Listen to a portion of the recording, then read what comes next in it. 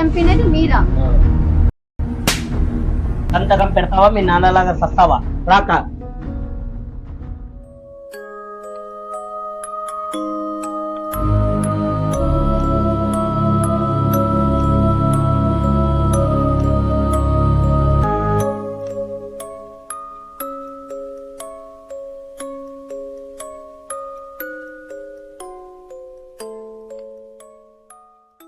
ఏమక్క సంతకం పెట్టిందే లేదా తను?